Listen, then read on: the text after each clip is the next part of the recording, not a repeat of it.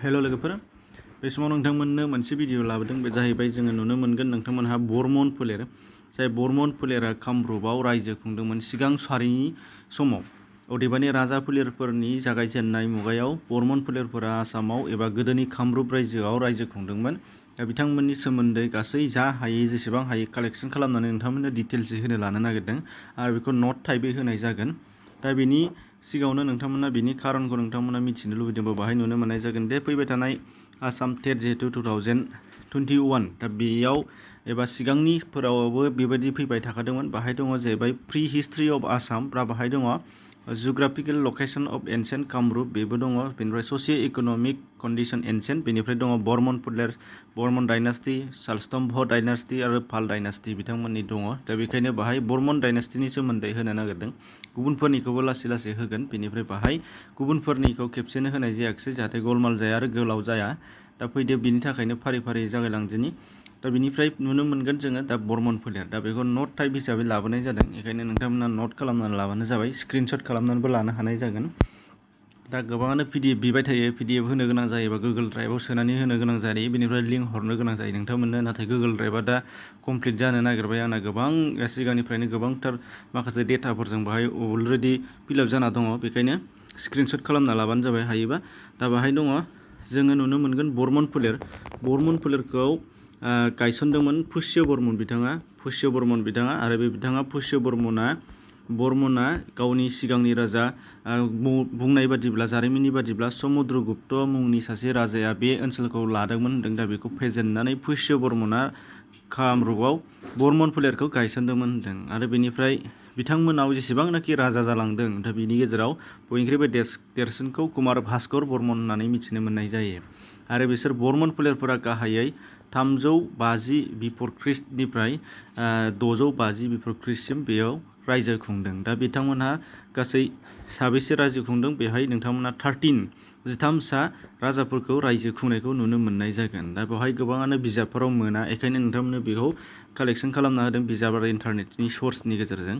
दा बाहाय जोङो अब्ला फारि फारि सोर राजा दंमोन बेखौ खिन्थाना लानि। बाहाय दङ पुष्य बर्मना जिहेतु गायसनगिरिमोन। दा बेनिफ्राय नैथियाव दङ समुद्र बर्मन, बेनिफ्राय दङ बाल बर्मन, बेनिफ्राय कल्याण बर्मन, बेनिफ्राय गणपति बर्मन, बेनिफ्राय दङ महेन्द्र बर्मन, बेनिफ्राय नारायण बर्मन, बेनिफ्राय भुधि बर्मन, बेनिफ्राय आरोबाव दंबावो नैबे चन्द्रमुक बर्मन, बेनिफ्राय दङ सितिता, अदेबानि सित्तित होननानै बुंगोन बेखौ, सित्तित बर्मन, बेनिफ्राय बियो सास्तित बर्मन, बेनिफ्राय सुप्रतिष्ठि बर्मन बिथांमोनहा, बेनिफ्राय लास्ट डिसेन्डेन्ट एबा लास्ट डाइनास्टियाव डिसेन्डेन्ट हिसाबै दङ लास्ट राजा हिसाबै भास्कर बर्मन। दा बिथाङा भास्कर बर्मनानो बयनिख्रुइबो जोबथा, आरो भास्कर बर्मननि उनावहायनो बे थैनायनि उनाव बे ओनसोलखौ मोनसे पाल फोलेर एबा पाल डाइनास्टिया बेखौ सेनानै लानाय जादों कामरुप रायजोआव। आरो बेखौबो पाल डाइनास्टिनि सोमोन्दैबो नोंथांमोना बाहाय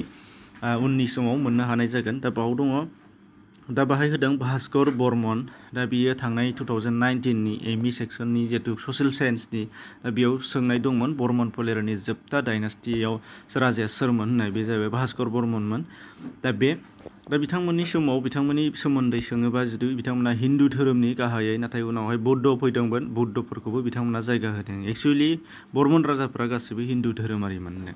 बेनिफ्राय भास्कर बर्मननि समावहाय मोनसे जोबोद मुंदांखा जारिमिनारि काहानि दङ, बेखौ जोङो मिथिनो नांगोन। बे जाहैबाय भास्कर बर्मना गोदोनि राजा, सा भारताव थानाय राजा हर्षवर्धन बिथांजों बिसिगि एबा मोजां सोमोन्दो दङमोन होनदों। गोबां बिजाबफोराव बिसिगिबो दङ, बबेयावबा मोजां सोमोन्दो लाखिनाय लोगो होननानैबो दङ।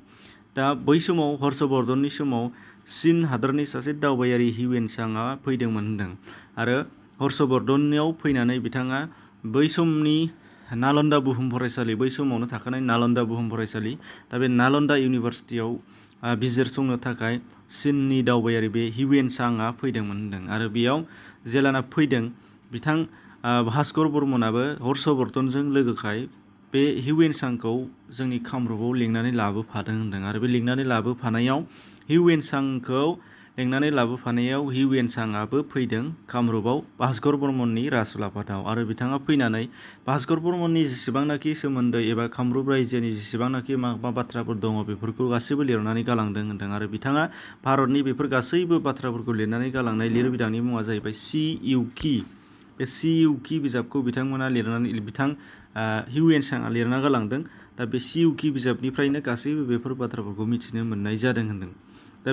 दा नालन्दा बुहुम फरायसालिनि खोथा होनदों, बेखायनो मिथिना लानोबो नांगोन। दा आथिखालाव एक्जाक्ट लकेसना जाहैबाय नालन्दा बुहुम फरायसालिया दानि बिहार रायजोनि सिङाव थानाय राजगिर ओनसोलाव बियो दङ।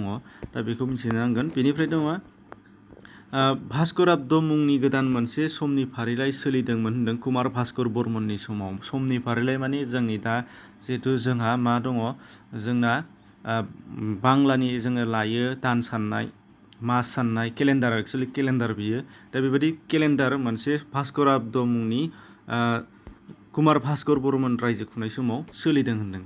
दा बेनिफ्राय मोनसे तामा लिरथि जोंहा बर्मन फोलेरनि समावहाय मोननो हानाय जादों होनदों। बे जाहैबाय दुबि आरो निधानपुर तामानि लिरथि एबा कभार प्लेट, जायखौ इंराजियाव होनो कभार प्लेट। दा बे कभार प्लेट एबा तामानि लिरथिया बे दुबि आरो निधानपुरा बर्मन फोलेरफोरनि समाव लिरजानाय मोनसे कभार प्लेट एबा तामा लिरथिमोन होनदों। दा दानिया CUK बिजाबनि बादिब्ला खोजाम कामरुप रायजोआ 700सो माइल गोजान जागौमोन होनदों। गासै 700सो माइल गोजानहालागै बिथांमोना रायजो खुंलांदों होनदों। दा भास्कर बर्मननि समसिमाव जोबथा राजासिमाव, मानो होनबा हिउएनसांआ भास्कर बर्मननि समावसो फैदों, बेखायनो बे बाथ्राखौ मिथिनो मोननाय जादों। आरो गासै CUK बिजाबाव मख'नाय बादिब्ला 700सो माइल गोजान बिथांमोना रायजो खुंदोंमोन होनदों। दा बेखिनियानो बाहाय दङ। दा गोसोआव लानो गोनां फारि राजाफोर, बेनिफ्राय बेयाव गोबां गासैखौबो गोनांखौल' नोंथांमोननो होखानाय जादों। नोंथांमोना हमनो हाबाय, बुजिनो हाबाय जानांगौ। गासैखौबो स्क्रिनशट खालामना लाबानो जाबाय आरो जेसेबां बुंनाय दङ नट खालामना लाब्लानो जाबाय।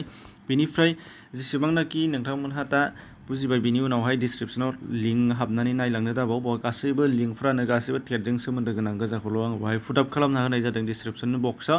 गासैखौबो गोबाङानो दंखायो, पार्ट बाय पार्ट। EVS-निबो दङ, बेनिफ्राय सल्भ खालामनायबो दङ 2019नि चाइल्ड डेभेलपमेन्ट पेडागजिनिबो दङ, हिस्ट्रिनिबो दङ आरो ससियेल साइन्स पार्टनि गोबांथार हिस्ट्रिनि दङ। बाहाय नोंथांमोना मोनगोन 2-3 भिडिअफोर।